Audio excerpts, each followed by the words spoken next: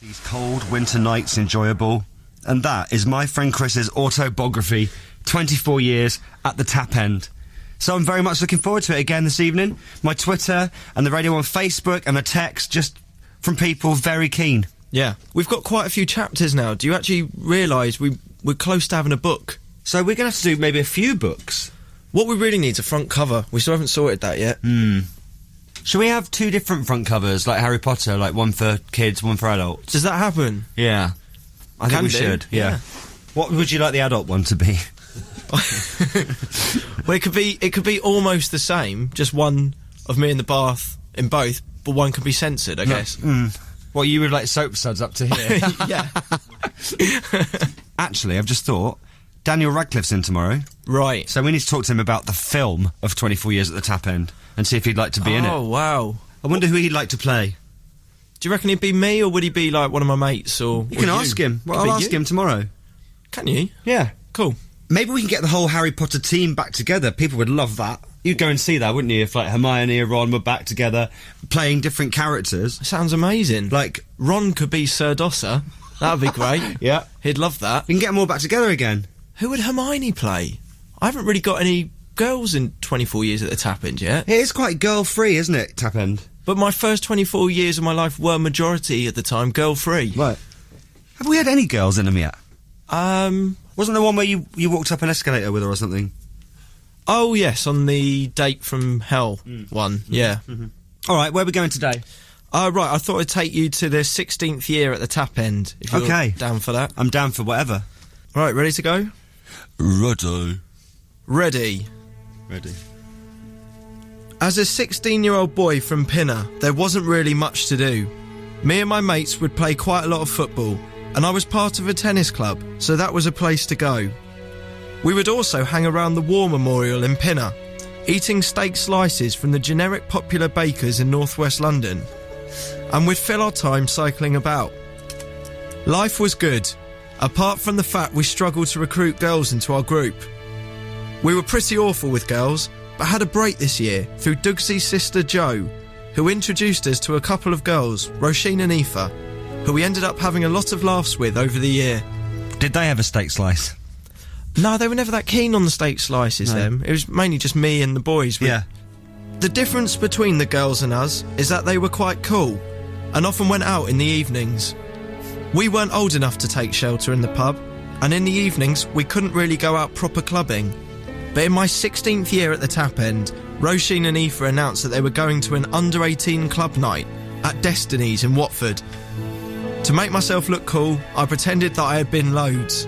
The truth was, however, that this was to be my first experience of an under-18 club night. So imagine I'm Aoife right now. Yeah. So Chris, do you want to come down club night, 18 under 18s? Good impression. Do you want to come down? Yes, please. Have you been before?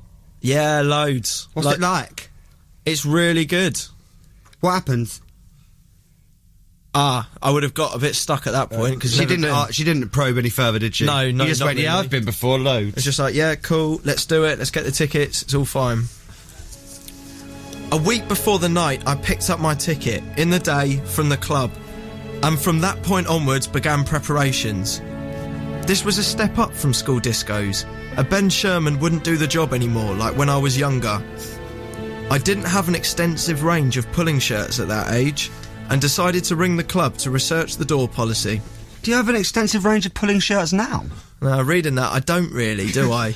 Well, when did you have a whole wardrobe of pulling shirts? No, it's just, what I mean more is that at that age, I didn't really have any kind of nice going out shirts. Right, yeah. You know, I had a lot of football shirts, a lot of sportswear, but I didn't really have one that I thought was suitable to an under-18 night at Destiny. You were generally quite flammable, weren't you, for the first, 16 years of your life? What does that mean? You were pretty much 100% polyester for a long time, weren't you? I never thought about that. You really were. One match, whoomp, you'd be up. I was pretty flammable for the first 16 years. I settled on school shoes as a safe bet for entry and persuaded my mum to give me the money to buy a check shirt. I was raring to go. Me and Dougsy were to be picked up by Roisin and Aoife's mum at around 8:30, and then she agreed to come collect us at about 1 a.m. 1? Yeah. It's a late one. It's a late one, yeah. In the car, I concentrated on the job in hand. I was unsure how the whole night was going to work, but it was clear that the aim was to pull a girl. I was uncertain how this would work in practice, or how I would execute a plan of action, but I played it cool and pretended that I knew what was going on. Did you musk up at all? I mussed up, but it would have been still at that stage with Africa. There's no doubt about it. No actual cologne? No, I didn't really discover cologne till a few years later. There was no pre-arranged dances like in my Year 6 and Year 8 discos. This was going to be a free-for-all. Every man for himself. To complicate things, I found out in the car that it was to be a foam party. Yeah. They mess up your clothes. It was going to be a night of firsts, really, because that would, when I found out about the foam party, it meant that this was going to be my first foam party, which is a big deal in any man's life. Yeah. And actually my first club night. Yeah. Big deal. Yeah, and also, you're wearing a new check shirt. That's going to get ruined. True. And I a bet lot, it of did, right? a lot of gel in my hair at that point, Oh, at God. that age. Once again, flammable as. As we turned up, the queue was long and stretched down the road. These under-18 nights were busy nights. Boys were separated into one line and girls in another, and we were frisked on entry. All chewing gum was confiscated, I'm not really sure why, and as I handed my ticket over and made my way to the door, I could hear the pounding bass of the club. I pushed through the doors of my first ever club night, and there it was, in all its glory, Destiny Nightclub in Watford. It was quality. There were girls everywhere. Me and Dugsy stood there in awe. We had already lost the girls that were with us, as they headed straight to the dance floor. Not having the courage to do that, we headed straight for the bar. No booze, of course, but we splashed out to impress the people around. Rather than soft drinks, we went for the energy drink. And feeling like it was the right thing to do, bought 3 more for the random girls standing next to us at the bar. This was an error, however. I had only been in less than 5 minutes, and I'd boshed all my money. They also ran off. I was out of my depth. Did they take the energy drinks and go? Yeah. Rude. Well, no, because it was a lesson learned, because what I did is we just saw the girls there, and we didn't talk to them or anything, we just bought the energy drinks for them. So they literally just received these drinks and just went. Off they went. What you should do is talk to the girls before, then say, can we buy you a drink as an in? Right. Thanks for that advice. Right. Excitement grew with the arrival of Blazing Squad, who were performing before the foam. Yes. The dance floor went ramo, and as they began to perform Crossroads, me and Dugsy stood there, sardined, watching everything around us. Hang on, I think we need to find this. Give me a sec. Yes. This will take you right back there. So remember as well, in the film version, you've got Harry Potter and Ron Weasley playing the parts of Chris and Dugsy. Yeah. Is that confirmed already? Well, I'm sure it'll be fine. He seems like a nice bloke, Daniel Radcliffe. He'll say yeah. So just to set the scene, we've got the music. Yeah. A Blazing Squad on stage. Blazing Squad have just gone on stage. The place is going crazy, of course. And All of them. a large majority. There was quite a few, wasn't there? Was Kenzie there? I think so, yeah. Rocky B. How do you know this? Strider. Yeah. Melody. Was he there? This is a party trick. Do you actually know them all? Yeah, of course I do. Rocky B, Strider, Melody, Flavour, Kenzie, Reaper, Spike E, Tommy B, and Malcolm. Malcolm. Yeah. Generally, blokes were going up to random girls and dancing behind them before moving in for the kiss. I didn't have this kind of confidence, but me and Dugsy did give dancing in front of a girl a go. The problem is we both danced in front of the same girl, which looking back was probably a bit awkward for her. We also had no chat. It was difficult for everyone involved. So what was happening, thinking about it, there was that one girl standing there, dancing, and then me and Dugsy were both trying to dance with the one girl. That'll be Hermione in the film. Yes. But it was just very awkward for everyone. What was she saying? She wasn't really saying anything. She didn't know where to look either, because whichever way she turned, there was me and Dugsy. Jiving away. We thought that was the right thing to do, and it obviously wasn't. Before we knew it, the foam came down. And as the foam gathered and grew around us, survival mode kicked in.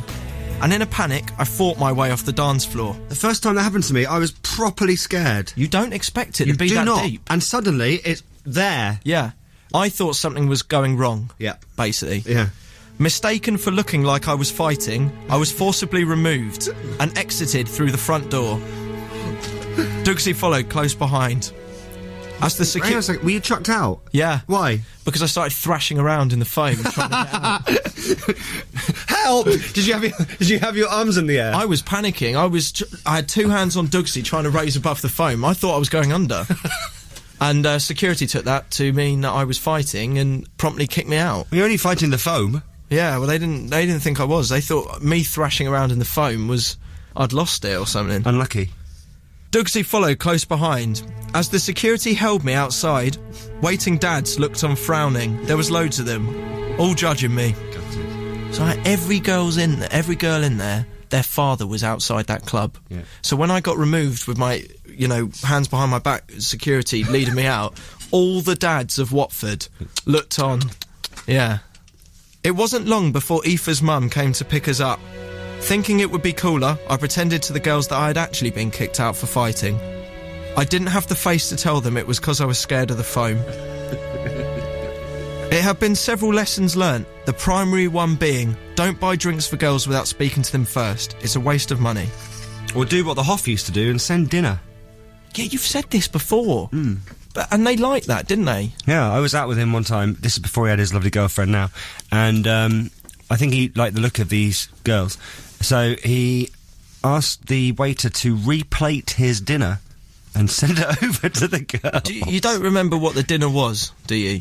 What are we talking here? Cottage pie or something? No, it was like a big steak. Oh, wow. Yeah. So instead of a drink, just let them have your leftover steak. They love that. Takes you right back, doesn't it? Such a tune.